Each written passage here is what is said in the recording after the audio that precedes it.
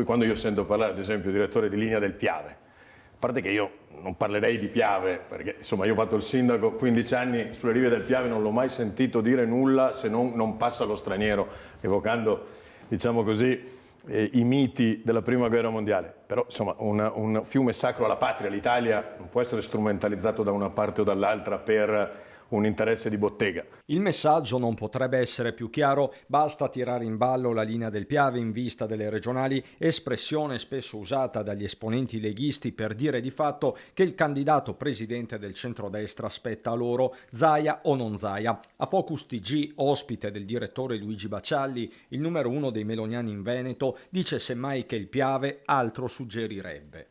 Il Piave è il fiume sacro alla patria, dovrebbe unire, infatti il messaggio del Piave è: lavoriamo tutti uniti perché tutti uniti sappiamo dare risposte ai cittadini, eppure in un momento di difficoltà come questo. Insomma, lo straniero non è da intendersi dentro la coalizione, fa intendere De Carlo, che conferma anche come il dado, in un senso o nell'altro, non sia stato affatto tratto, anzi. Oggi non c'è un accordo già fatto, che oggi non c'è un partito che sicuramente governerà il Veneto, ma ci sarà una straordinaria coalizione fatta da tanti partiti sul quale Fratelli d'Italia sa di poter dire la propria, proprio per essere il primo partito in Veneto. E sembra lunga la strada per individuare un candidato presidente anche nel centrosinistra, pure qui ancora nessun nome ufficiale. Stiamo ragionando attorno al nome che possa interpretare al meglio la volontà di presentarci come un'alternativa a questa destra che ha governato nel corso di tutti questi anni e che finisce,